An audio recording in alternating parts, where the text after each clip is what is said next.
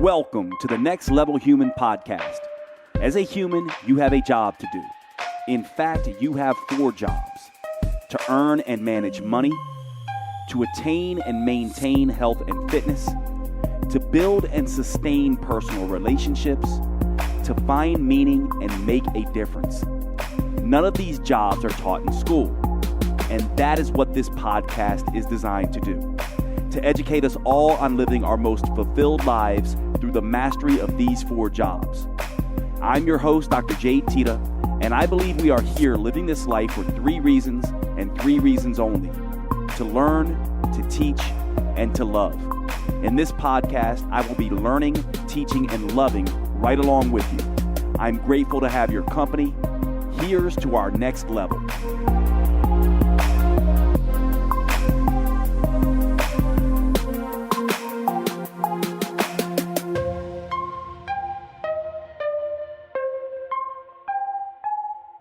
What's going on, everybody? Welcome to the show. So I have one of my favorites back on the show. Brandon Belk is in the house, and you may remember a couple episodes ago, we spoke with Brandon about digital currencies, sort of the state of the monetary situation in the United States and in the world. Brandon was amazing in that interview and agreed to do more of these things. So we're back, and we're going to talk money. One of the things Brandon and I did is we were like, hey, what are we going to talk about this time? So we went back and forth with, sort of different ways of trying to help you all and help me, because I'm going to be learning right along with you all, how to think about money. And so one of the frameworks that we sort of talked about is this idea that, there's the idea we earn money, there's the idea that we have to save money, and there's the idea that we have to manage money. And so we are going to try to get around to that framework, but I want you to kind of start wherever you want to start, Brandon, but I'll try to just give you some prompts here. Based on the conversation last time, let me just see if I can remember sort of where we were with this. We talked about this idea that the current monetary situation probably is not something that is going to be around for much longer and may be going away in, a pretty rough way. It could be disastrous from other people's points of view. You talked about yourself being more of an optimist and was talking about, okay, so probably the way that we're currently dealing with money and the current financial industries and all of that kind of stuff are not going to remain the same.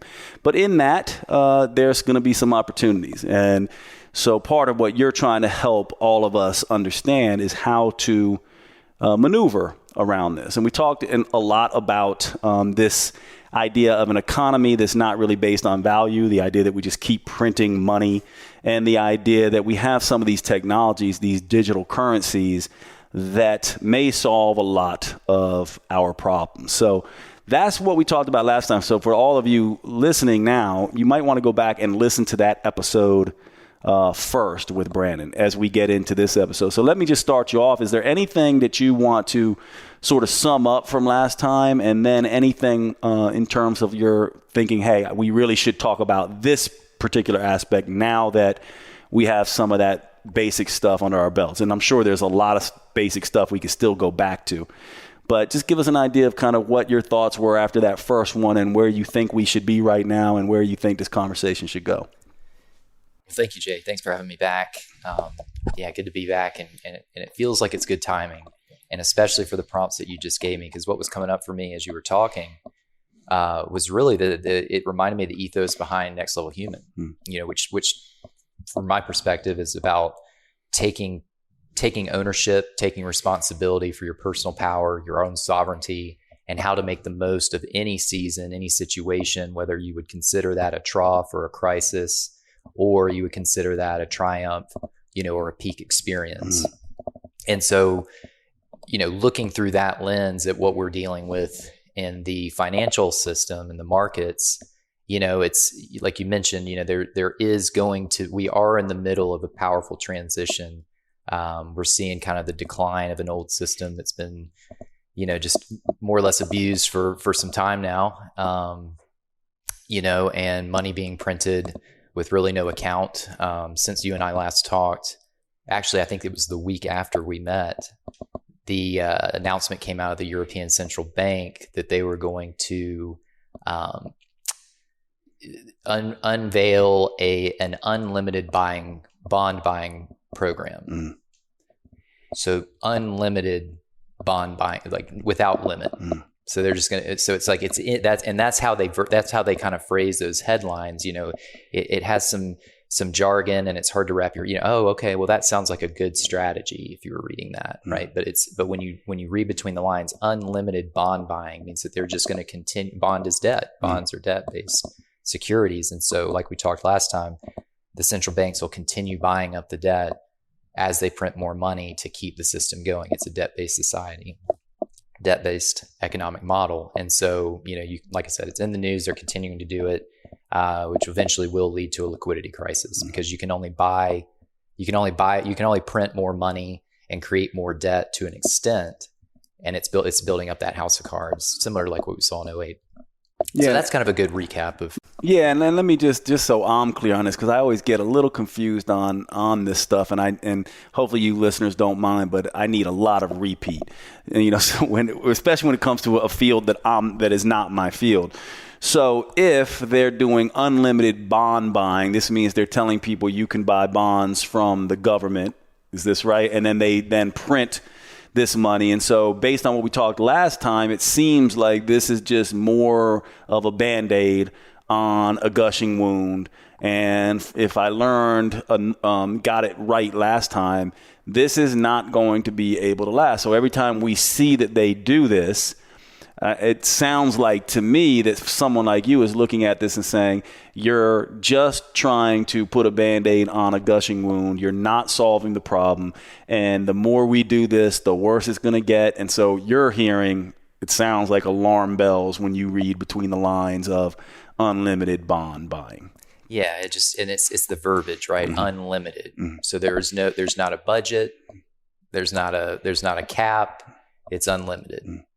And yeah, to just clarify a little bit of what I said, like, so they're buying sovereign bond, they're buying bonds from governments, from countries, right? So U.S. Treasury bills would be like an example. I see. So that's when you have, the central bank buying up bonds from the government in return for printing more money. So that's how it keeps cycling through. Yeah.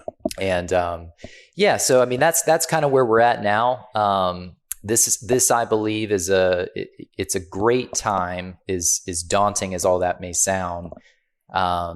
It's a great time for people to take ownership and responsibility of just their own, their own lives and their own, in this case, their own finances. And so hopefully, these conversations can give some of the listeners the tools. And okay, well, if this is what we're facing, how can we position ourselves not only to preserve what we have, but to actually enhance our positions, right? Enhance our wealth, because this is a great opportunity for that too.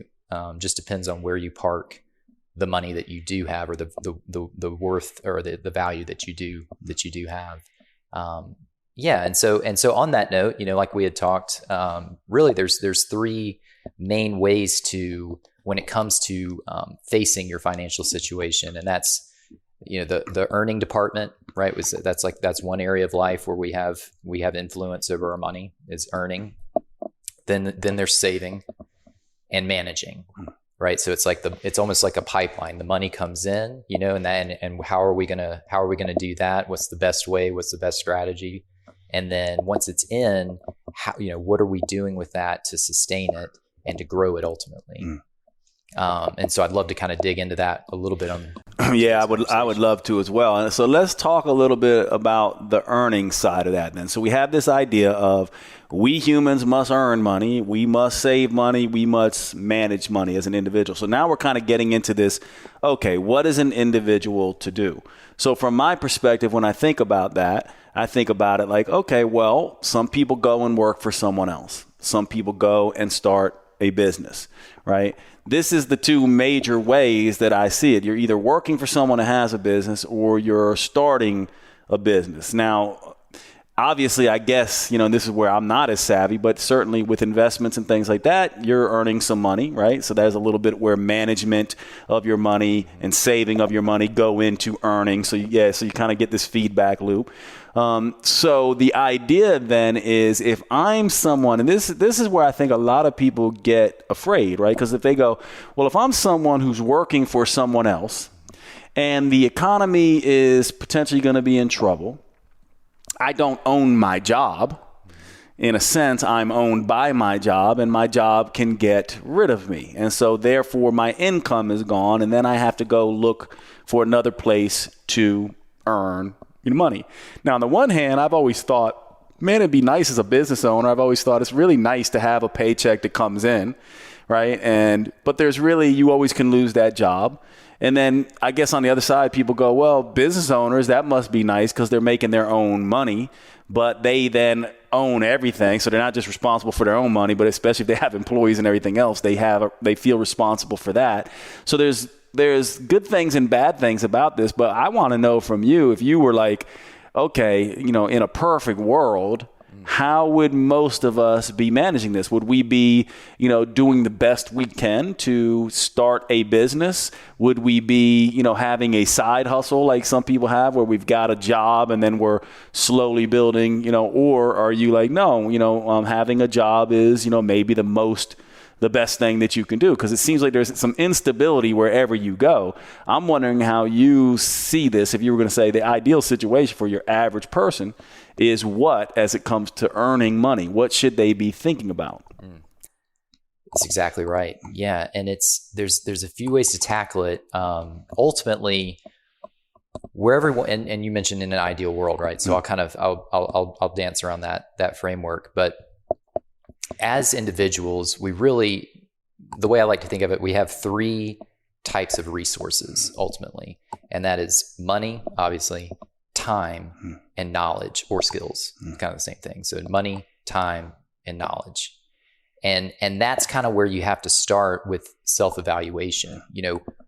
How would you rate those three meters in yourself? Like how much time do I have available to me each and every day? Okay. How much money do I have available to me, and how much knowledge or skills do I have? Because that's how you're going to start to build one of the other threes that you might feel is lacking, right? And so to back up a little bit, for me, and this is my opinion, but for me, the rule number one is inspiration. You have to start with inspired action, because the energy that creates is the energy that sustains, and that's just physics, right? So if anything that starts with that energy of inspiration is probably going to create more feelings of inspiration, joy, expansion, right? Like down in the flow states, that sort of thing. And so what I would say is, if you are feeling inspired, if there is something like calling your soul or your heart to start a business, you've got a great idea, or anything that just like feels like an inner child, yes, start there.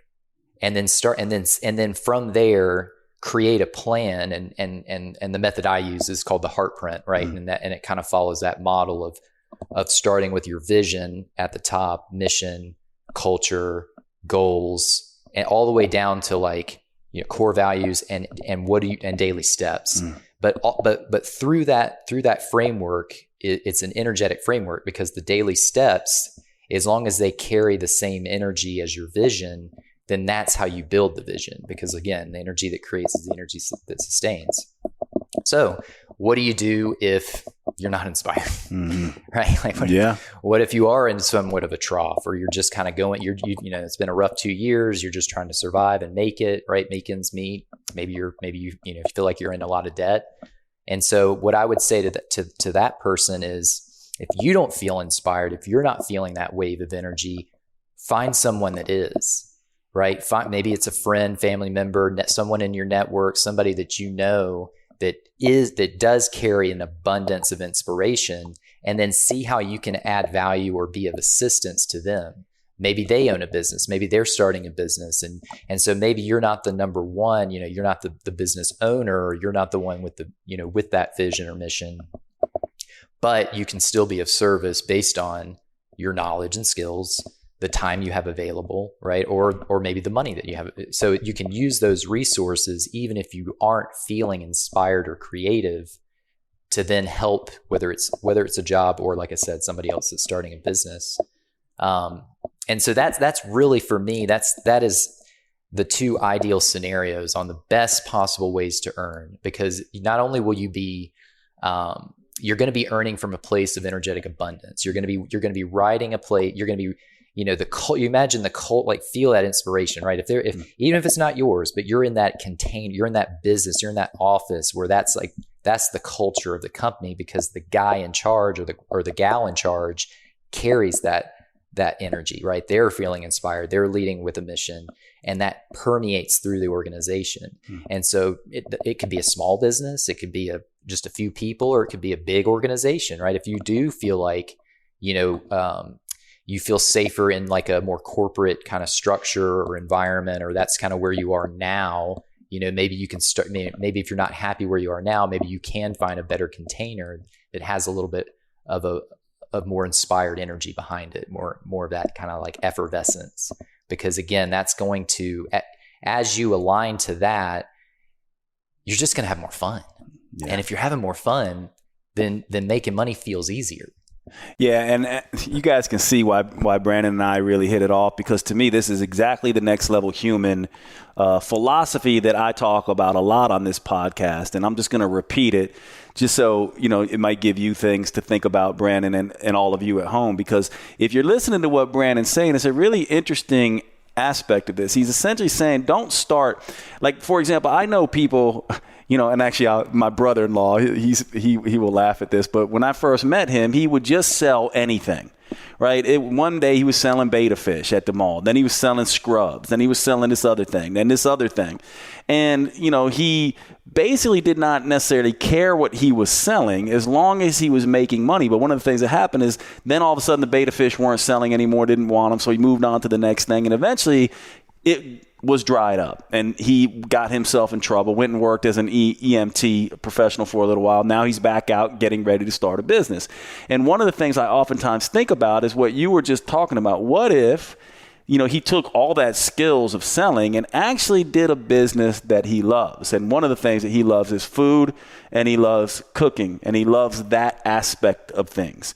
And so now it's really interesting for me seeing that he's kind of coming around and essentially saying, if I'm going to work, because he's a worker, he's not afraid to work, but if I'm going to work, I want to do something that I love. He loves to feed people. He loves community. He loves, he'll just have fun being around people eating his food. Like, he's the kind of guy, if he owned a restaurant, he'd go to the tables and talk to people and sit down in the old fashioned way. And if we're listening what Brandon's essentially saying, in the next level human model, the idea is that you are a unique purpose potential, right? There's no one like you ever on the planet, nor will there ever be. Same for Brandon, same for me.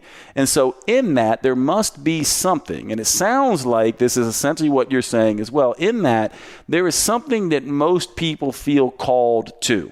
And even if it's not that particular thing that they can do, there is a sort of peripheral sort of zone around that thing that you may feel great joy doing, and you may not, yet be doing it. And so the one thing that I think about oftentimes in times like this is I'm like, life is really interesting. It sometimes gives you the perfect thing to allow you to do the thing that you've always sort of wanted to do. And you're saying something else there, if I have it right. Not only does it sound like you're saying, find something you feel inspired to do, which I would say rolls into passion and meaning and purpose as well, but also this idea that it doesn't necessarily just have to be you, because we're all not creative types.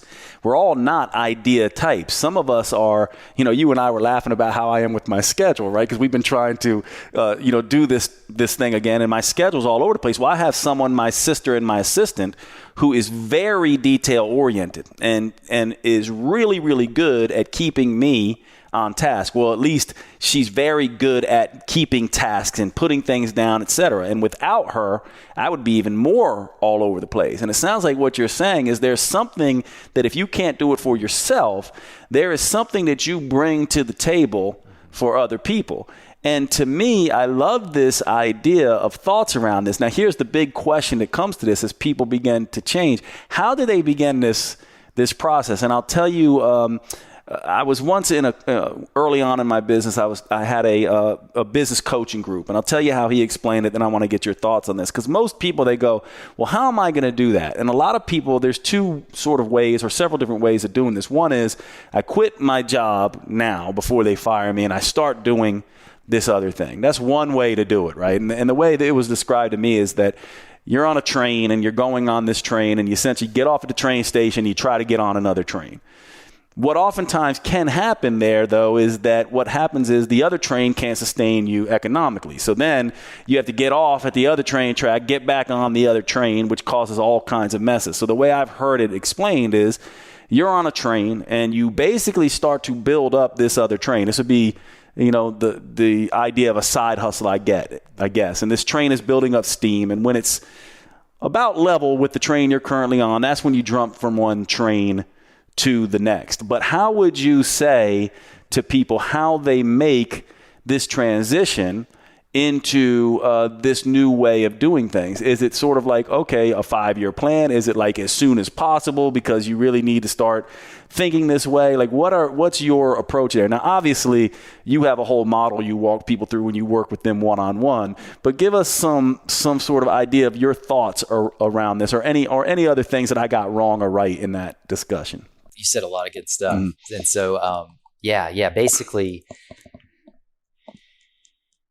it depends on the person, right? Because I'll give you an example. For me, and in my past, whenever I've been looking to jump trains or whatever,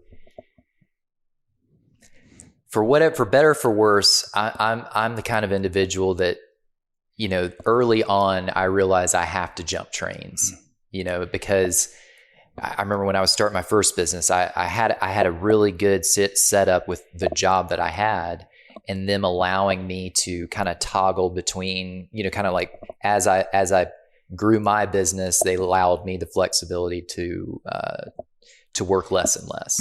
And so it was a very smooth transition. But then even in that situation for me, I found that like my energy was divided.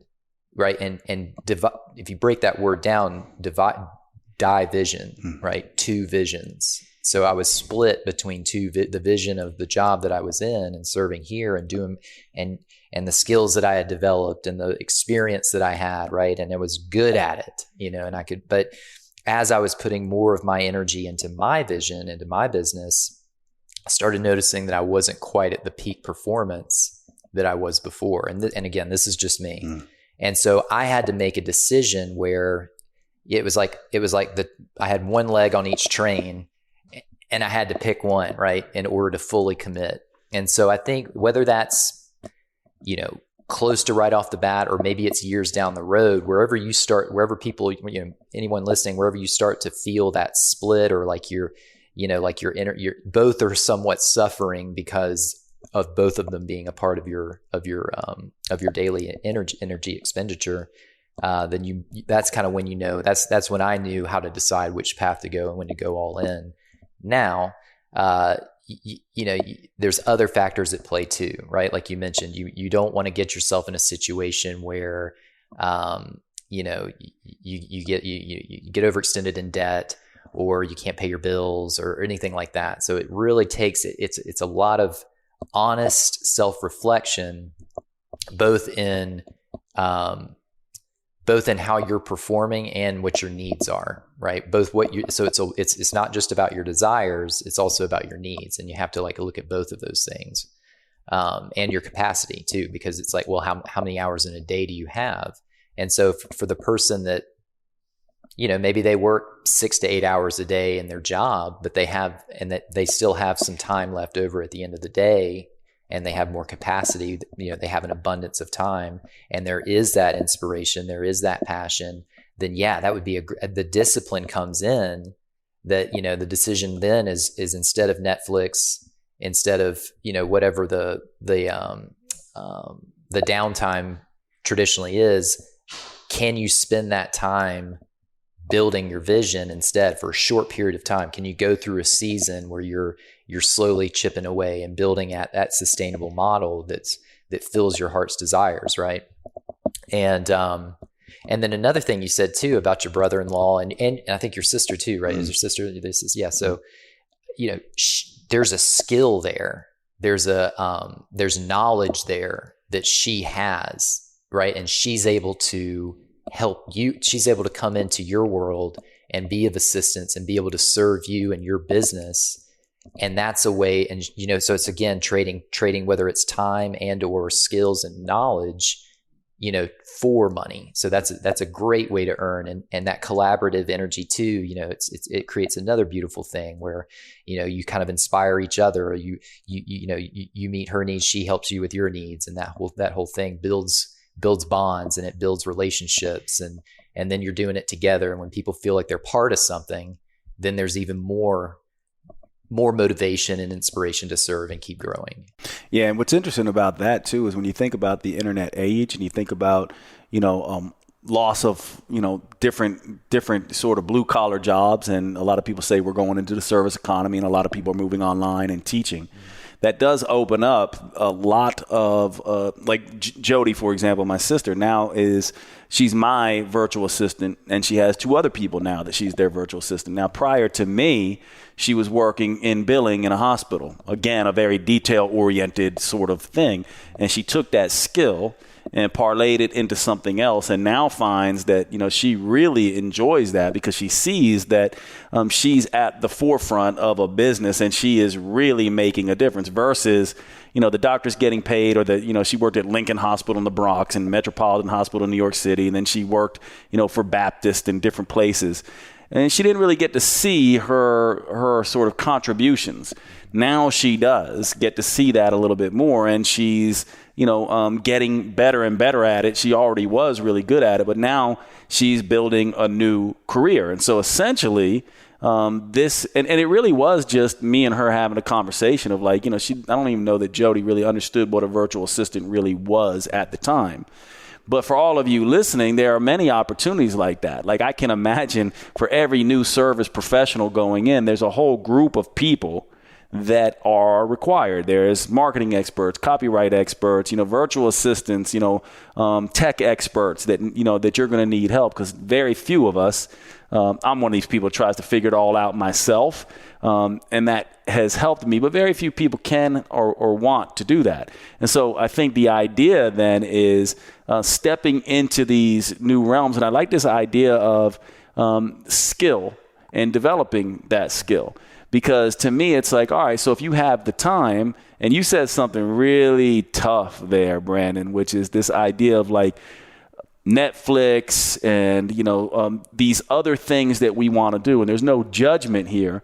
But from my perspective, when we're talking about this earning aspect of this and trying to make a jump, that's where I think your whole thing about inspiration and feeling inspired. Because if you feel that passion and you feel that inspiration, then you're not going to be more interested in the, 11 guys on a football field or the Kardashians or, you're going to be interested in this thing that you want to build. And I think you have to be really, really honest. And so for those of you listening to this, this is a really big piece that, when I heard Brandon say that, I was like, yeah, that's it. And I bet you all of you listening are like, yeah, that's it. And then we also all understand how fucking hard that is too, to do, to be like, okay, you mean to tell me that I can't have my downtime and my shows and things? And what I would just say to that, and I want to see what you say to that, is I would say, I don't know that it's that you can't have it.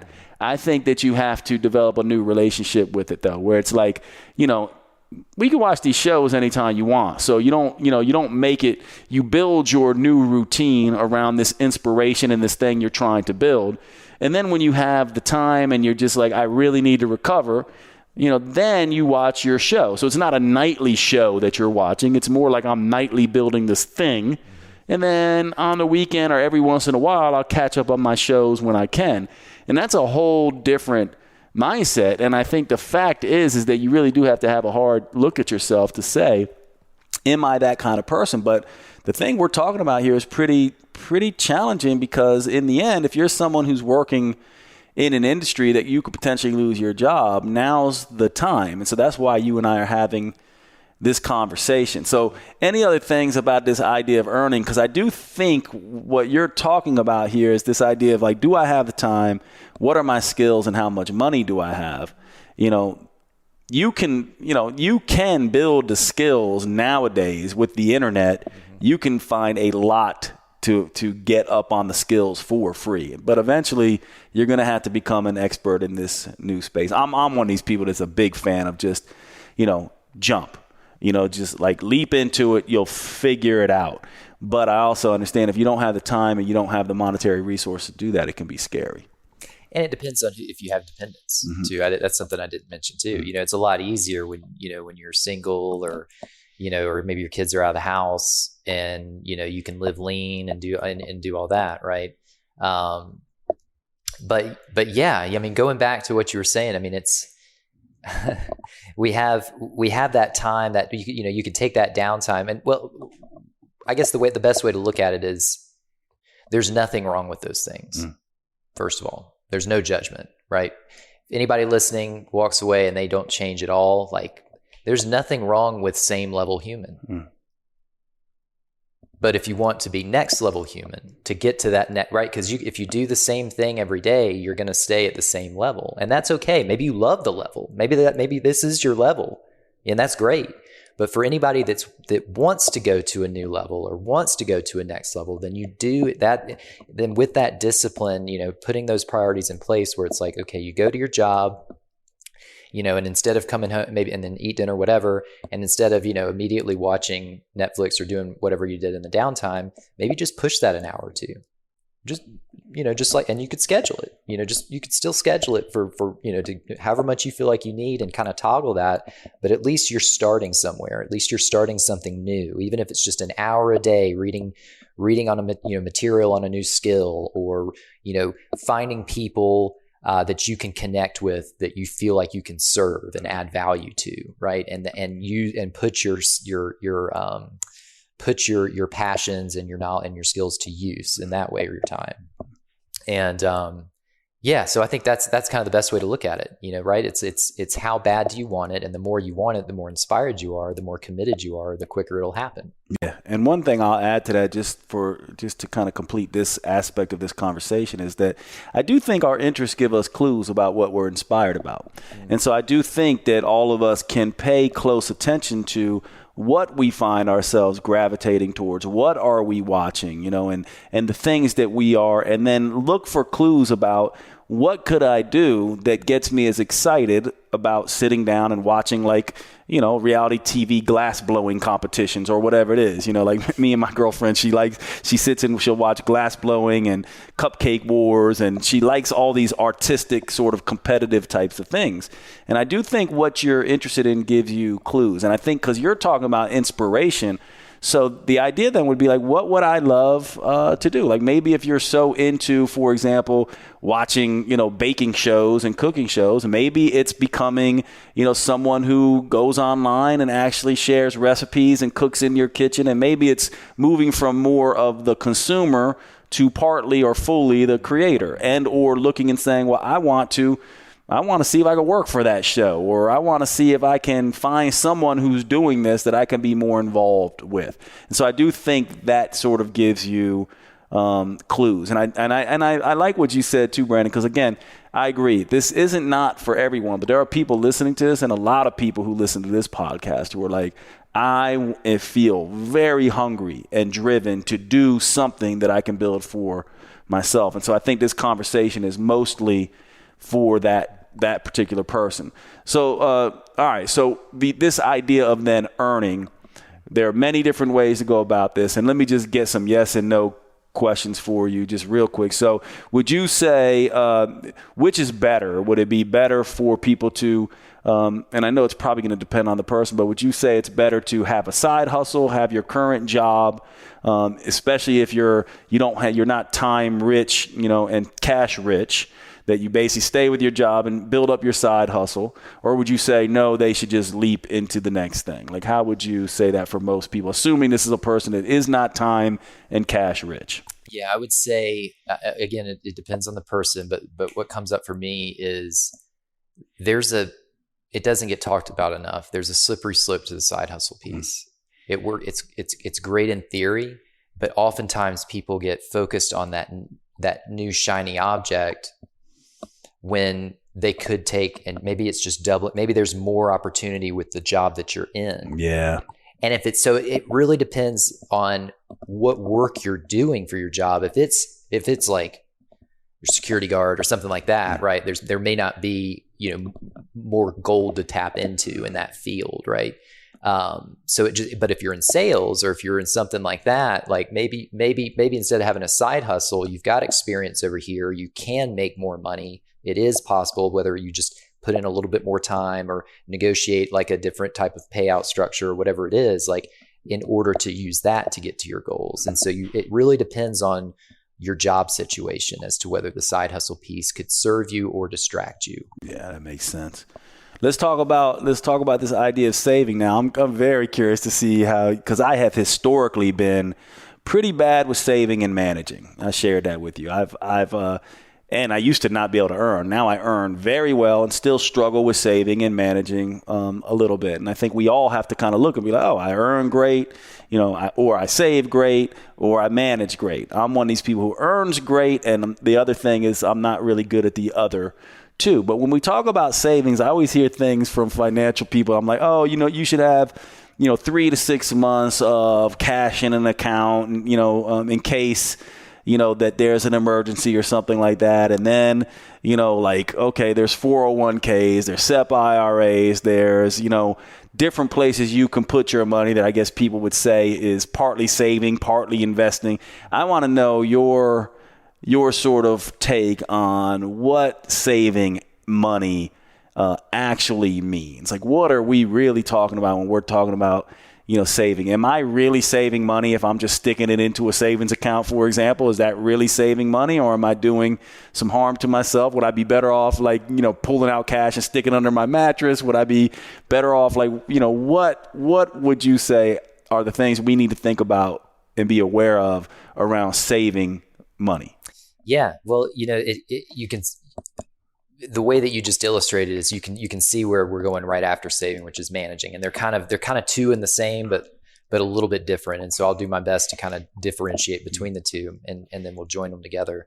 So saving, essentially, you've got, like you said, you've got your earning, and then the saving is what you don't spend, right? So it's the money that you have available. That is the money saved. So it doesn't really, at this point in the conversation, it doesn't matter where it's going. We're not talking about that yet. So it's the money you earn, and then the amount that you hold on to that you have to make moves with. Mm-hmm. That is what you save versus like the money that's immediately going to rent, immediately going into your gas tank, immediately going to your pantry or whatever food right necessities.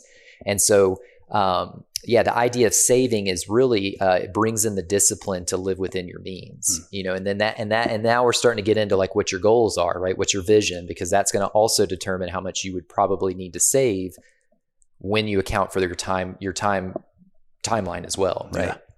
And so, best way to start saving, because it's the tricky thing about saving is there's a never ending list of obligations. Right? Most people just don't accidentally wake up at the end of the month with a surplus of money. If you do, great, then you've set yourself up really well. But typically, no matter, it's like, and they've done studies on this, no matter how much people earn, it's like they'll still end up with, relatively the same kind of amount or, percentage of their income left, even if they were to earn less or more. Yeah. Because if we don't have a plan for the money that we're saving, it will turn into money spent. Yeah. And so the way to do that is, and we talked about this a few weeks ago about you've got the profit first business model, or people out there that may be familiar with the book The Richest Man in Babylon. It talks about paying yourself first. A lot of financial advisors talk about that too. Pay yourself first. Well, what does that mean? Because it sounds kind of cheeky, but essentially what paying yourself first means is you set a minimum amount aside that you will not spend or send to other people. So instead of paying others, you're paying yourself by sequestering that amount. And a good rule of thumb to start, if you're, well, I don't have anything left over, you'd be surprised. Like if you set that amount away first, you'll find ways to get by on whatever's left, right? But if you do it in reverse, if you just wait till the end of the month to pay yourself last with whatever's left over, like I said before, chances are there won't be, right? So taking, if it's just 10% even of whatever you're earning, if you just start with 10%, this is what the book Richest Man in Babylon talks about, is taking 10% of what you earn and just store and saving that. And then again, we'll talk about what to do with it. But that's step one, saving that. And then if you can, obviously, the more you save, the faster you'll get to your goals. So maybe you start at 10, but then you're like, well, I can do this is easy, because you're earning more or whatever. And you're like, well, what happens if I bump this up to 20%, or 30%? Or if you're, like I said, if you're single, you're living lean, what if it's 50%? Because the goal at the end of the day, regardless of what like your individual visions or goals are, ultimately it's financial freedom, I would imagine. If you're listening to this conversation, we all kind of it would be nice to consider ourselves financially free. Yeah. What does that mean? Right. Well, the simplest way, it's almost like a mathematical equation. You are financially free when your assets pay for your lifestyle instead of your income.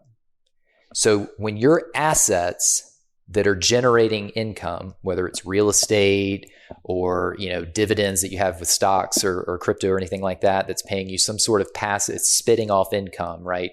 For you holding that asset. If you are receiving money by holding that asset, then that's considered, when you can use that money to pay for your lifestyle instead of your job, instead of your income. Now you can keep working so the idea there is in a perfect world, in a financially free world, all of our income would go into assets, and the assets would pay for the lifestyle that we wish to experience. And the sooner that you can, and it kind of, it's all relative. So the sooner that your assets can pay for, maybe it's not an extravagant lifestyle at first, right? Maybe it's just maybe because maybe you start with whatever assets you have. If that's paying for the lifestyle, you're still financially free. And then you increase your quality of life, you increase your lifestyle as that money continues flowing into more assets. So you stay financially free while expanding your lifestyle. That's the goal, right? It's not always easy to get to. It's time to talk about one of our sponsors of today's episode, AG1 by Athletic Greens. Now, many of you have heard me say this before, but I am not a fan of vegetables, which I know is funny given I've been in the health and fitness industry for so long. I blame my mother and father for this. When I was a kid, what they would do was essentially take the broccoli, the Brussels sprouts, the spinach, the collard greens, and just steam them. No salt, no fat, no taste whatsoever, just these bitter greens. And so I developed a distaste for a lot of different vegetables, which has stayed with me into adulthood. One of the things I've done to mitigate that is use a greens powder pretty much ever since greens powders have come out on the market. And I've tried every single one. They started out tasting like swamp water. I found a few that I really like the taste, but recently, one that I have been taking for a very long time, as you all know, I wear a continuous glucose monitor. I found that it was actually spiking my blood sugar because probably the tapioca starch in it, which some people don't respond to tapioca starch with elevated blood sugars. I was. And so it sent me on a mission to find another one. And one of my friends turned me on to AG1 by Athletic Greens. Now, I've heard about Athletic Greens and AG1 for quite some time. I just never tried it. And now that I have tried it, I have become a huge fan, so much so that I partnered with Athletic Greens and AG1 to sponsor this podcast. Now, let me tell you what happened here. After I saw that my blood sugars were spiking, my friend gave me a couple samples of AG1. I began using those and testing the blood sugar and found there was no spike. The other thing I found is that AG1 is interested in its taste profile. It's very neutral. The one I was taking before was a little sweet. I really loved it. But this one is very neutral, which actually suits me because what I found is I can actually not only take this first thing in the morning in water and have it taste very neutral, almost like there's nothing there. I can also add it into my protein shakes, which means now I'm getting double the greens than I was getting previously because I add this right into my protein shakes and it does not change the flavor of the shake at all. The other thing I realized once I started looking at the label is that this product is not simply a greens product.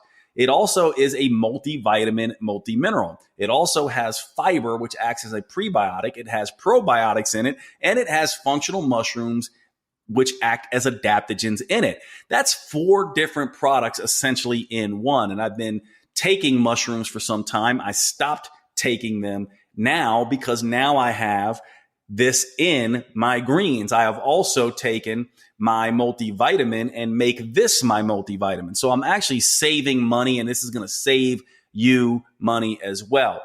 The product AG1 is also NSF certified. And you're going to say, Jade, what does that mean? The National Sanitation Foundation is a foundation that essentially does testing on products to make sure there are no harmful substances, no persistent organic pollutants, no heavy metals. Now, this costs money to do.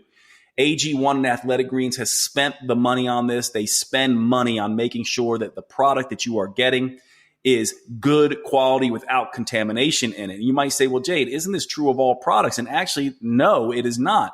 If you ever follow some of the news in this area through consumer labs and other things that do testing on these products, you'll see that many of them will have trace levels of things like mercury and cadmium and lead and things like that in them because they're not doing this testing. So this is an extra piece of insurance for us. The other thing I love about this product that I learned as I was doing my research on it is that this is the 52nd tweak or adjustment they have made to this product in their existence. AG1 has been tweaked 52 times. Now you might say, well, Jade, why would they be doing that? And the reason why is because they continue to improve. We know that science is evolving. We know that it's not just about more nutrients. It's about balanced nutrients. It's about the Goldilocks effect of this. And they are constantly learning, as we all are, and then constantly adjusting their product to taste better, to be more efficient and effective in delivering the nutrients. It acts as an antioxidant. It acts as a multivitamin. It's a prebiotic, a probiotic, and an adaptogen all in one. They have mastered this over several iterations of this particular product. And so I am a huge fan right now of AG1 and Athletic Greens. And I'm hoping that you will check this out. It's time for all of us to reclaim our health and arm our immune system with convenient daily nutrition. And AG1 does that with just 1 scoop in a cup of water every single day. That is all you need. There is now no longer a need for a million different pills and supplements to look after your health. All you need is this particular one. It really clears the stage to simplify your supplement regime. To make it easy for you, Athletic Greens is going to give you a free 1-year supply of immune supporting vitamin D and 5 free travel packs with your first purchase. All you have to do is visit athleticgreens.com/next level. That's athleticgreens.com/next level to take ownership over your health and pick up the ultimate daily nutritional insurance. Check out AG1. I love it. I know you're going to love it. And I'm so happy that they are on board to sponsor the podcast as well. Thanks so much. Check out AG1, athleticgreens.com/next level. And let's get back to the show. Yeah, that's a great way to say it. It reminds me of some friends I know sort of early on when Airbnb was coming along, where they had a house that they were living in and paying mortgage on. And one of them in particular I know left that house, got himself like a cheap apartment, moved into the apartment. Now, of course, it's a single guy. Okay. So like you said, it depends.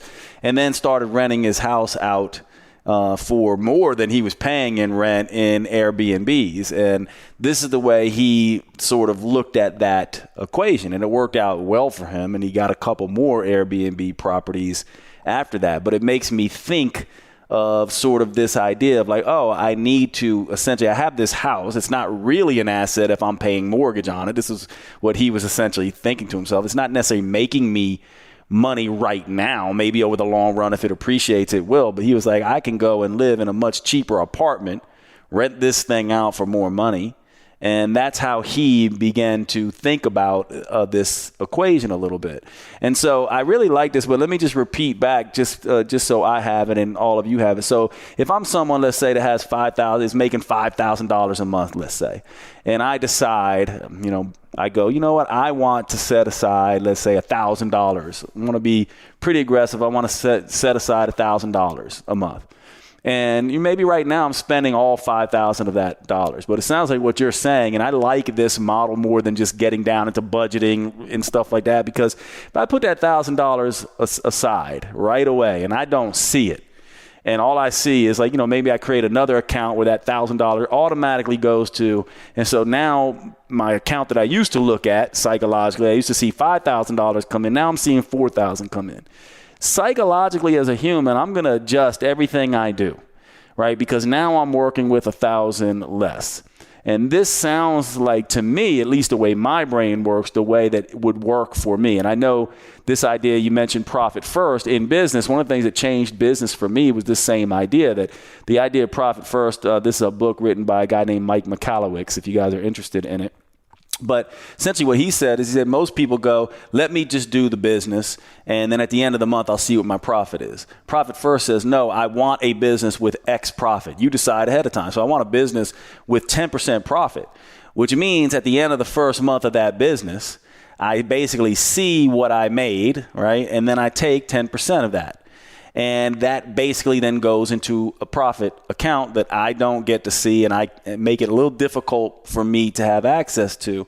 And I repeat that again and again, and I will adjust psychologically how I manage the rest of my money. And this, I really like this idea of saving, if that's kind of how you're thinking of it. And of course you can adjust, right? So I guess, if you're someone like me, I'd probably be very aggressive at first and then, dial it back, or you can be, not so aggressive and then dial it up. But the idea is start putting something away, and you'd be surprised, to your point, how fast you'll start changing things and maybe going through all your subscriptions that you never looked at and, cutting some of those out. Maybe you're getting less coffee. Maybe you're doing other things as a result of seeing that. But meanwhile, you're building up this money over on the side to allow you to do maybe a side hustle or another business one day, or invest in a rental property or whatever it is. But if you don't do that, then perhaps you're stuck in this thing that most of us are stuck in, where I'm just time for money earning and I'm really not saving anything. And to me, it sounds like, and correct me if I'm wrong on this, even if you're someone who has debt, right, this still works, because I can still just go, okay, I can still pay off my debts. It'll figure itself out. In other words, if you put a certain money aside and you put too much aside, you can essentially then adjust that. I would say that from my perspective, I know for me, I don't know how everyone else works, but I would need to not have easy access to that money. So to me, it wouldn't be like if I have a Wells Fargo account and I've got two accounts and I open up that Wells Fargo account and see, here's my, profit first account or pay myself first account. And then here's my regular account where my income comes in. I would probably separate those out and get like, Bank of America account, separate from a Wells Fargo account. But I don't know how you see that, but just psychologically, that's how I would be doing that. Yeah, absolutely. Maybe you just don't have a debit card for that account, right? Yep. Or you don't carry it and put it in a drawer or whatever. You know yourself, and you know your blind spots, and so addressing that, obviously. Let me ask you this too. What about digital currencies? Would you consider that? Because we're going to get ready to get into management, which I'm imagining you're going to say that's probably a better time to talk about the management of money. But would you ever consider, putting that money, that savings into digital currencies, or is that more managing? Because digital currencies they fluctuate like crazy right now. They're not that solid. It seems like it's more of an investment opportunity, but I don't know. I'm just curious. Yeah. We'll definitely expand on that in the next piece. that's where a lot of mine goes. But that's how I manage it. That's how I manage my savings. And there's an allocation that's not, you also don't want to be all in on any one out. You want to have lots of buckets, or at least I do. I like having lots of buckets. It's like having a table with 100 legs. It's much more stable than a table with 2 legs. Yeah. And so, we'll touch on that. But one more piece on the saving too. You brought up debt, and that's I'm so glad you did, because I know a lot of people it's like, well, I've got this debt, and a lot of financial guys will say, hey, you need to pay off your, get debt free, Dave Ramsey, right? Mm-hmm. Get your debt going away, and then start saving. And it really depends on the interest rates. Mm-hmm. And I just kind of throw this out there, whatever it depends on the debt. There's good debt and there's bad debt. And good debt, just real quick, good debt buys assets. Bad debt buys liabilities. Mm. So if you're going to get into debt, if you're going to use debt, if you're going to borrow money, it's ideal. It's healthy, good debt is borrowing money or using debt to buy assets. Mm. If you use it to buy liabilities, then it's like quicksand. Yeah. And so that's just it. So when it comes to evaluating, your saving versus how much you're paying off on your debt, well, it depends on that. We're getting into the managing money part too, right? Because the money that you save, well, do I pay debt off or do I invest? Yeah, this is a perfect transition, because this is really where you're trying to manage. Yeah. What do I do with the money that I'm saving? Well, let's look at the interest rates. And that's something that whenever I work with people, that's what we look at. It's like, well, if it's a credit card that's 30% interest, then it might be a good idea to, you got to take care of that. Because that's a big hole in the bucket. Mm. But if it's a car payment, or maybe depending on when you got your mortgage, if it's something that's less than 5%, honestly, if it's less than inflation, it's actually a pretty good debt, right? Because if you had it in cash and inflation is 9%, then you've got a 9% hole in your cash bucket.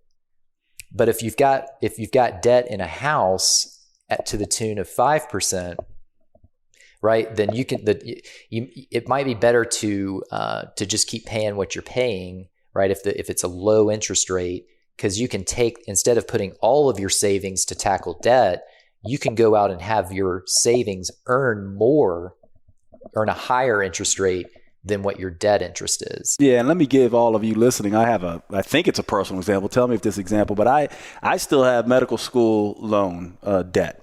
The interest rate on that loan is 2%. Mm-hmm. I have just paid the minimum on it since, right? And I'm not worried about it because it's 2% interest. Why am I going to use my income when it's such a low interest rate?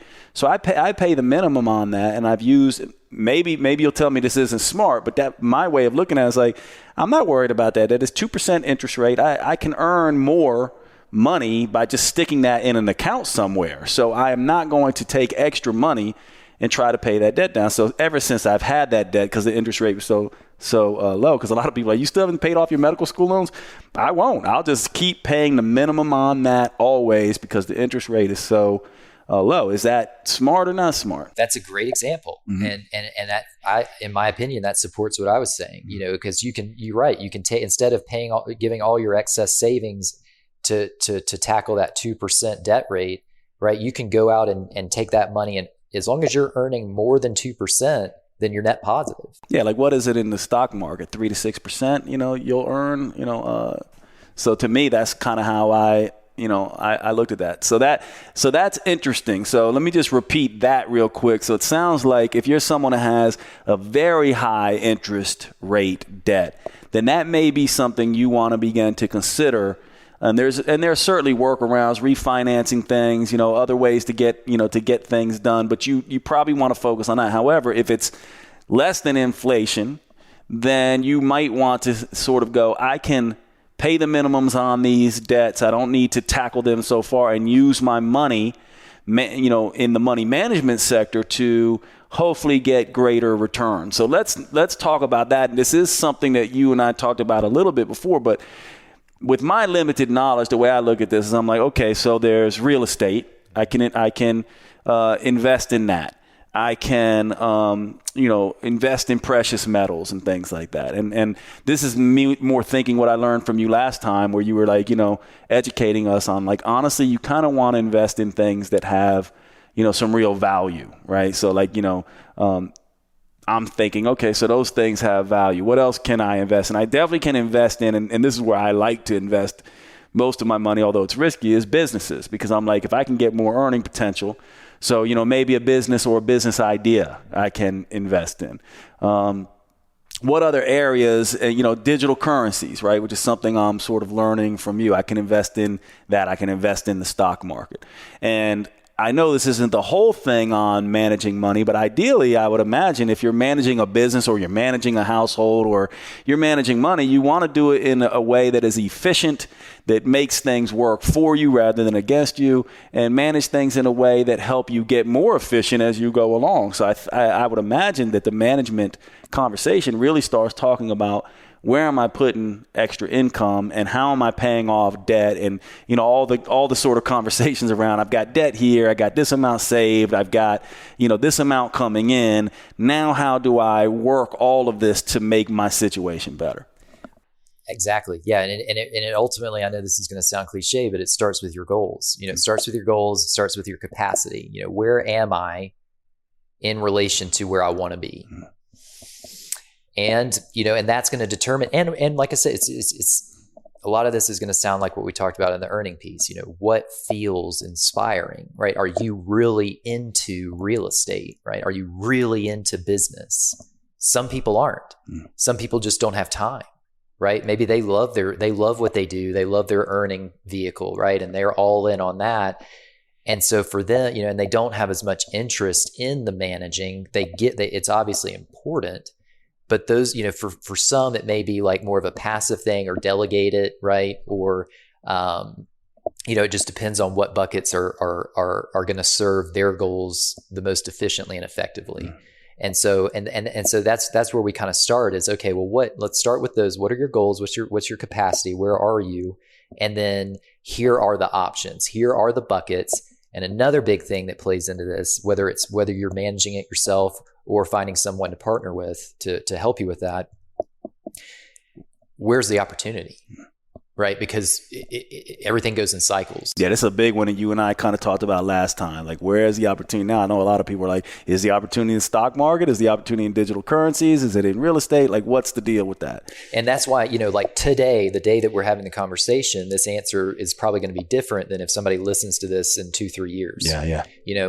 So for today, real estate, I mean, there's always deals to be found, right? Like if it falls out of the sky, there's this, like, your dream home is in a foreclosure situation and you have an opportunity, there are situations like that. But in general, I think most of us can agree that the housing market is maybe just past a peak, right? Or kind of still in somewhat of a bubble territory. I know that's starting to change now. But, on the flip side, the stock market, in addition to that, the stock market is also, according to Warren Buffett's indicator, right? His metric for valuing stocks in the market as a whole, it's overvalued by over 200%. Yeah, that's nuts, man. So, and I don't know the exact number for homes, but compared to, like, I know rents compared to a couple of years ago are up, 20 to 40%, right? And so this is giving me a clue as to why you are more in the digital currency space, right? Because it's sort of like, all right, if we're, and of course there's some, debates that always go on here. But if we're in this place where we're like, okay, the housing market's overvalued and the stock market's overvalued for now, and it might be different in, again, 2 years, 3 years from now, then what are the places that aren't overvalued or places that make more sense to put my money? Right. So that's a great question. And even in the digital currency world, Bitcoin, which is kind of like the king of all digital currencies right now, Bitcoin is, it's 5 years ago, it was, a couple $100, right? Or a few $100, maybe $1,000. Now it's 20,000. So again, it's like people have already, even now that it's down, I know in the last year, people have watched it, I think closing out last year, it was close to 70,000 and now it's close to 20. And so it looks like it's a good deal, but again, it's already gone from 0 to 20,000. And so, but there are other digital currencies. So Bitcoin compared to its all-time low is still relatively high. And so But if you're getting in now, right, and I think that's the discussion, right? It's sort of like, okay, well, who has, if you're getting in now, it might not look like such a good deal, but there's other digital currencies that look more like Bitcoin used to look than Bitcoin looks now, which is what you spend all day, every day sort of looking into. Absolutely. And again, whether it's like what we're saying right now, they're in the digital currency realm, or it's other, wherever you're looking, what is its value in relation to its all-time low and all-time high, right? And the closer it is to its all-time low, obviously the more upside, right? So now, so it's better. So Bitcoin's better now at 20,000 if you're just getting in than it was getting in at 70,000. It was, but much worse than if you'd gotten in at 500. Exactly. You see what I mean? Makes sense. And so maybe Bitcoin, to get back to its all-time high, it could triple or maybe quadruple, right? And that's kind of the upside there. But like when you look at some of these other currencies, some of the smaller ones that we've talked about last time, they're down 90% right now from their all-time high. They're more towards their all-time low. So those are the ones we want to be looking all at. Upside, right? And so now, like I said, there's a caveat there because you don't want to go, you can't just only focus on the upside, potential upside, right? You don't want to just go searching for the ones that are the most undervalued because some of those might not make it. Yeah. And this goes to the discussion we had. This is why all of you need to go listen to the first sort of discussion, because you had laid out a really beautiful way of looking at, what we should be thinking about that was based more on the total value and what this thing brings to the picture and who they're involved with and who's backing them. And there was a whole formula you used to make decisions about digital currencies that go way beyond just how close they are to their low or their high. Right. And those are all the metrics that we have to consider. So when we're evaluating what to do with our money, okay, well, where's the opportunity first, right? And we call that alpha in invest. If you ever hear that investing term, seeking alpha, or what's the alpha? That's like, what's the best opportunity? And so if you're somebody that really like everything I'm saying right now is like exciting and you feel that inspiration like I did, because going back, I'm here because I followed an interest and got and the knowledge and skills to be able to have this conversation. So that's another example of building and going that path. But anyway, if this is lighting you up, then those are the things then you're going to enjoy coming home from your job and researching these things, researching these assets, looking at the market, seeing where the opportunities are. And then wherever the opportunity, okay, this one has this much potential upside. Well, let me dig into the team. Let me dig into the organization. What utility do they bring to the table, right? And so as you develop that knowledge base, you're going to be a more effective and efficient investor. If it doesn't feel good, right? If your eyes kind of go cross and smoke starts coming out of your ears, but it's still important. Well, that's why it's important to go find somebody, just like with the earning piece, right? Find somebody that does make you feel inspired in the area of managing money and go partner with them and delegate that, right? Yeah. It's similar like hiring me if you're dealing with metabolism stuff versus hiring you if you're like, maybe you don't want to know the ins and outs of metabolism, you just want the result. So same thing with finances. We'd go hire someone like you. We don't want to know the ins and outs necessarily. It's just not our thing, but we'll hire someone who eats, lives, and breathes that. And actually, one thing that I want to just touch on real quick here is that and I don't know about, but I hear a lot about different companies who do investment, right? And what you hear a lot about is there's different things where people go, I'm dealing with I forget some of the names, but I'm dealing with this investment company, and I just give them my money, and but then you hear about they're taking fees and they're doing all these kinds of things, and are they really paying attention, or are they just using a gross formula across the board for everyone and not necessarily taking into account Jade Teta's way of looking at it? And then we have the old-fashioned 401ks and SEP IRAs and all these kinds of things. And so I just want to say we're after kind of talking to you and then just some of my naive approaches to this, let me tell you how I see this, and then I just want you to set us straight on this. So to me, I don't like the idea of giving my money, never really have liked the idea of giving my money to, some, off the shelf, big corporate entity that's sort of like one of these investment firms. And, I've had friends who work for these investment firms. They're always like, oh, you should come work with me. Something about it just doesn't feel right, because I just feel like I'm just going to be a cog in the wheel. You're going to apply a formula. You're not necessarily going to understand how I am. And I'm also one of these people that my biggest passion is I'm always looking to find a business or start another business to sort of make money. So I don't love those. And I also don't love the idea of someone taking 8% of my money that I don't really know what they're doing with it. And I don't know if, how guaranteed I am to get a return on that. So I don't love that idea. However, I do think I would love the idea of like having someone who really understands Jade, really understands his strengths and dysfunctions around money, and is really working, closely to try to, match his lifestyle. Like, maybe like, well, I know Jade likes to spend and is always looking for a business, and he's one of these guys that if he loses, $50,000, it's not that big of a deal to him. He's going to keep looking for the next thing. And then at the other time, I don't like the idea of SEP IRAs and 401ks, even though I have those as well, partly because I feel like, well, if Brandon's telling us that, the stock market is overvalued and all of that kind of stuff, then, I know people oftentimes say, well, it's never gone down, but I just go, yeah, could I grow my money faster or is my money at risk in those places? And so that's my naive way of looking at that. And I'll admit, embarrassingly so, that oftentimes keeps me from doing anything other than just trying to find businesses and earn more. So as to kind of finish up this conversation, how do you see those things? Are you just like, Jade, you need to rethink that? Am I right in places, wrong in places? Like, how would you help us understand this? Because I think that's most people who are listening to this right now. I would imagine most people are like, well, I've got a 401k or I've got a SEP IRA because this is what I'm doing with my money and it's in the stock market and I can't necessarily go wrong there. And part of me has just never felt comfortable with that. I don't know why. I just don't. Yeah.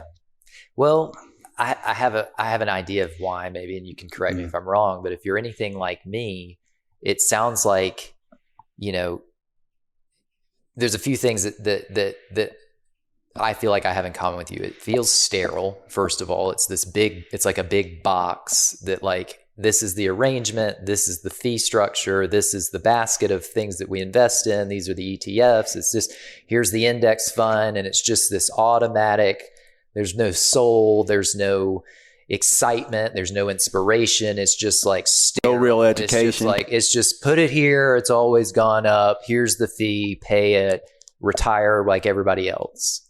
And for some people that feels safe, right? If it just depends on how you're wired. For some people, it's like maybe, and again, it's funny that you see that a lot in corporate America, right? Those benefits that come along with that. It's all very, hey, here, I'm going to give you this. That's the safe path. It's predictable. It's been done. Millions of people have done it. And this is the result that they typically get. And people that want that kind of assurance, that might be the better option.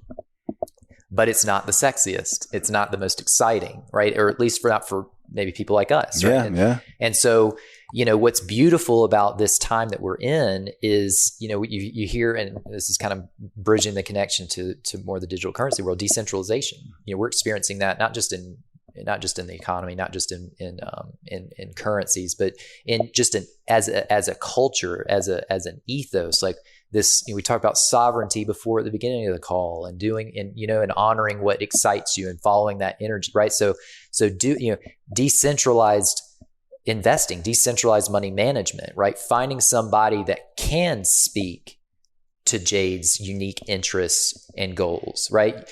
You don't fit into a box on a spreadsheet right? Because you're, like you said earlier in the conversation, you're uniquely you, and you have unique goals, and you have unique risk tolerance, and you have, right? And so I feel like, what are all the options available, and which ones are going to light you up the most and get you the most engaged, whether you're doing it actively or passively. And so for you, you don't have to go with the more traditional route and paying the fees. There's other options available. If that doesn't excite you, if you don't feel like it's worth it, right? Because it's not as tailored to your needs. And also, they're kind of limited in what they can invest in and what they cannot. Right, the larger the company, the larger the business, the larger the investment firm, the less wiggle room or less flexibility you have in what those buckets are. Right? Yeah, so they're going to be less likely to get into digital currencies, perhaps. And less likely to do that. Less likely, if they do give you exposure to precious metals, it's not the physical kind. It's the money. It's the paper metals. And I don't know how. I'm sure people out there are aware that there's a difference, right? Because I wasn't aware of that. The commodities exchange, right? If you go on, like maybe you have a TD Ameritrade account or something like that allows you to buy, if you're investing in gold and silver as if it were a stock, that is a derivative of the actual metal. And just like the central versus banks, getting the actual metal. I've always wondered how that works when you invest in precious metals. Like, are they going to send me a bunch of gold in the mail? I've never done it. You know what I mean? And that's what's important. And if we can pick this up next time too. But if you are going to invest in precious metals, and I brought this will be a fun way to end it. But when we talk about what's happening in the macro economy, and we're not we're realizing the dollar is overvalued. We realize inflation is running hot. Where do we put our money? What if we look at Sri Lanka? We look at these banks where they're locking people's accounts. Canada did it.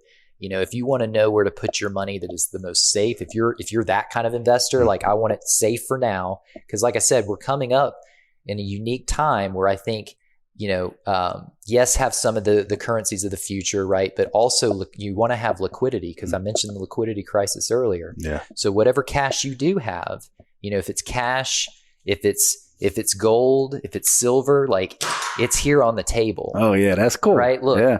And then in addition to that, if it's digital currencies, you've got your own hard wallet. So you might have heard that. This right here, it's like I've got digital currency there, I've got cash there, I've got metals there. So if all the banks in the world shut down, I'm good. Yeah. Yeah. Right. And so to answer your question about paper metals or trading metals, a lot of times what these investment banks will do is you say, hey, I want to purchase, $1,000 worth of gold. They'll just print you an IOU and give you or kind of issue a certificate that says, hey, this is worth $1,000 in gold, but you're not getting possession of the metal. And just like the central banks print money, they can print those certificates. Nice. And that's how they have suppressed the value of precious metals. So silver and gold are actually well undervalued compared to what they should be in relation to the dollar, because they just keep diluting the supply through paper certificates.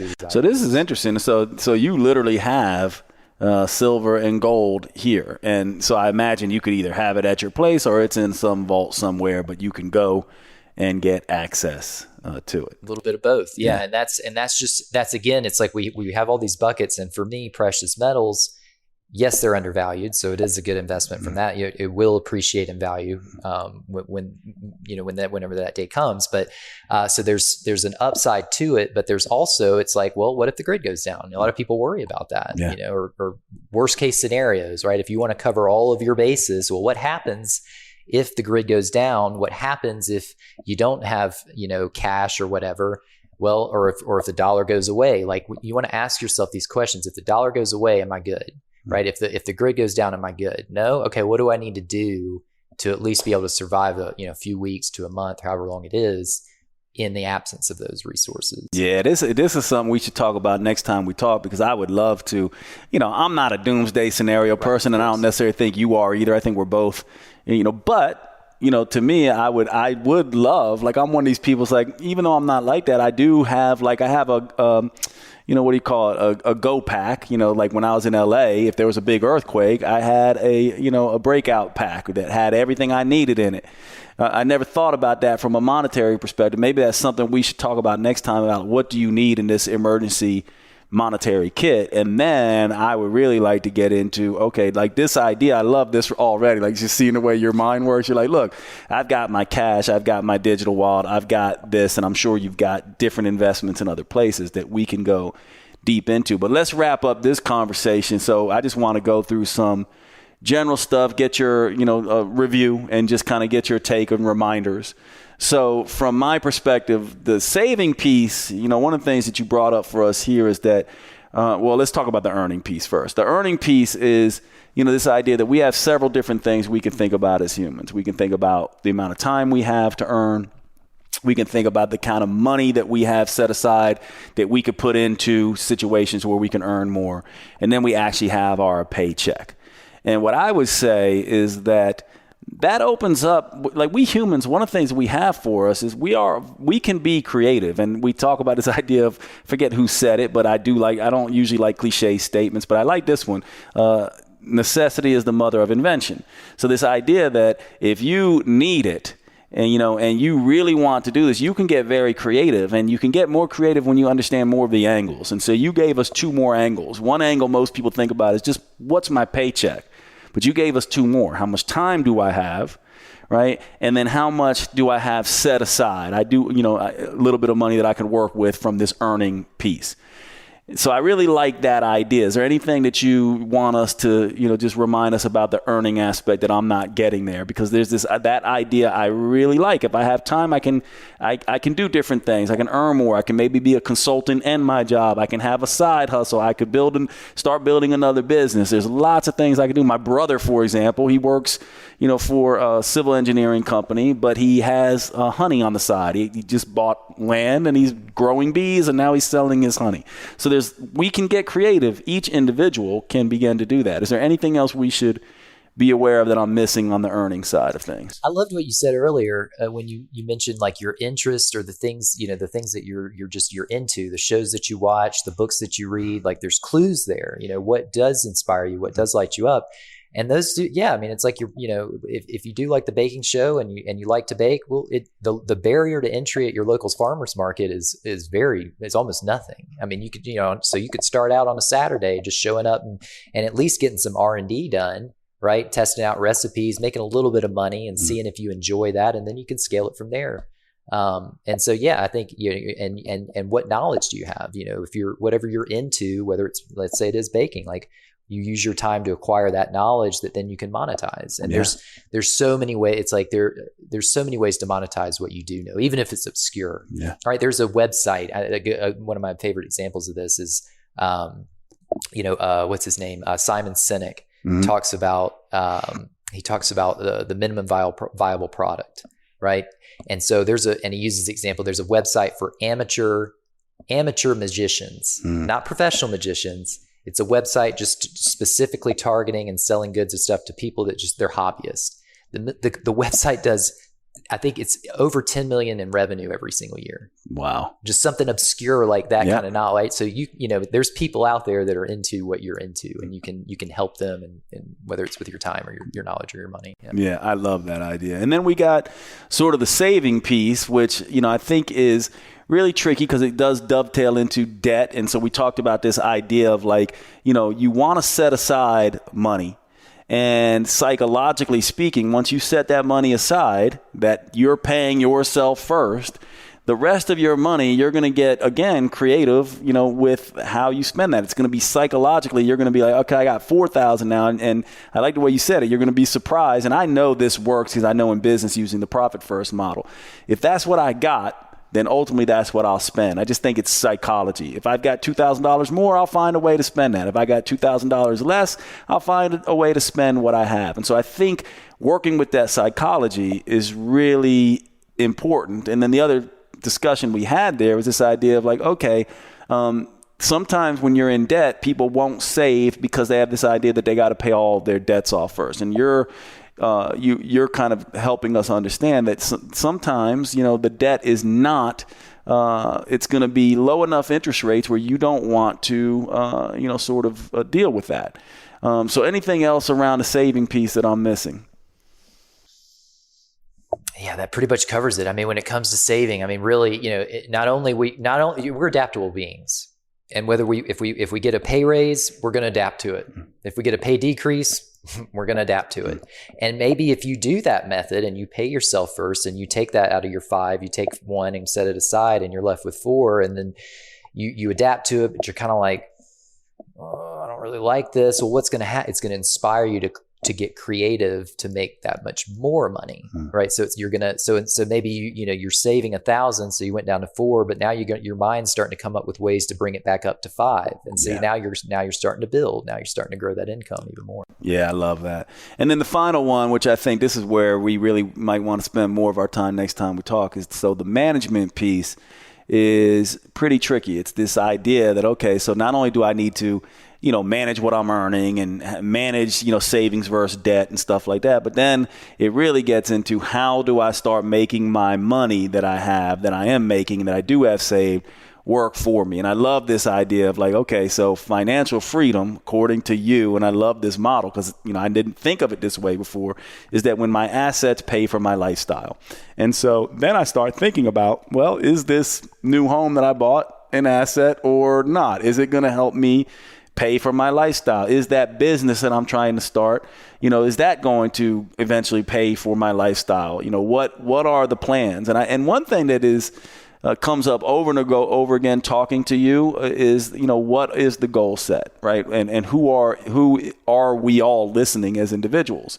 And so I do think I love that, because then again, it's not this idea of like, you should manage your money this way and everyone should do it this way. It's really about asking ourselves, what are our natural inclinations, likes and dislikes? What is our story? What is our risk, adversity, and what do we have available to us? And then that all goes into this discussion of management. But one thing you did say here towards the end that I think is something worth talking about next time is just the ins and outs of some of these things most of us won't be thinking about as it pertains to management, because most of us think of the traditional tools, and we've heard about things like gold and silver and precious metals, and maybe we even think we're investing in them, and now we're finding out you're actually perhaps not, because you're investing in something else.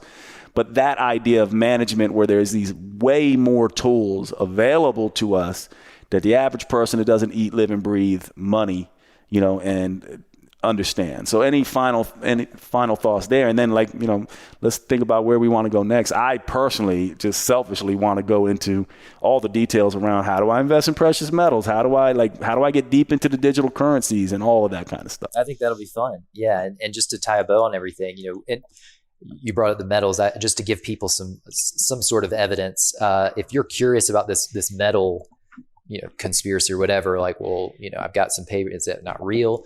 Look up, this came out just a few weeks ago. If you just do a Google search for JP Morgan, Department of Justice, precious metals, if you just type that in, you'll see that JP Morgan, one of the largest investment banks in the world, is being investigated by the Department of Justice in the United States for manipulating the metals market. And so you can read all about it. It's easy to find. Yeah, and it's funny too, because a lot of people that listen to this podcast are always like, Jade, why are you always anti conspiracy theory? And I always point out to them, like, I'm not anti conspiracy theory. It's just that you have to have proof. Yeah. Otherwise, and that's what helps to have someone who really has their nose in all this stuff, because they can say, no, this is a real thing, and we need to be on the lookout for it. Brandon, I appreciate you, brother. Tell everybody where they can find you. One of the things that Brandon does, by the way, is he does help people manage their money. So he does have that thing. He also coaches business owners. But tell us more about how they can work with you if they want to work with you, and where to find you. Yeah, absolutely. Best way to find me is my website, growinnerouter.com. It's got contact information for me. You can kind of get a feel on that page, it's got our mission statement. Grow.io is the fund that I manage, is the brand that I'm building and what I use to help coach people. And so you'll kind of see what our philosophy is there, find ways to contact me there. And then the last piece I want to share is, a lot of people, another limiting belief is, well, I don't have money to invest. I don't have, like we talked about earlier, time is your greatest asset, because and why is because of the nature of compound interest. So again, it's percentage based. It doesn't matter if you make a ton of money or not, right? It doesn't matter if you can save how much you save. It's a percentage. It's just 10% of whatever you make. Start there, or whatever you feel comfortable with. Whatever it is. Like, you start small. Start with $100, whatever it is, as small as you can, but get started, because the time in the market always beats timing the market. People get caught up trying to time the market and, is this the right time? I'm going to wait for it to go because it might be a bit. Just start now, diligently, automatic, ever so often, paying yourself first, because time in the market always wins. Yeah. And so, starting soon. Reach out to myself, reach out to Jade, reach out to somebody else that that's into the topics, right? That does have the knowledge, and just go ahead and take that risk, because the risk of inaction is far greater than any risk in action. Yeah. The other way you can get in touch with Brandon too, if you go on Instagram, if you follow me on Instagram, just go to who I follow, and you'll find him there as well. And, maybe follow him there. I don't know how much you do on Instagram. I do a lot there. Some people do, some people don't. But it always is a good place to just catch up since a lot of people are there. I appreciate you, brother. Big love. Big love. It's good to have you back on. Much love, everyone.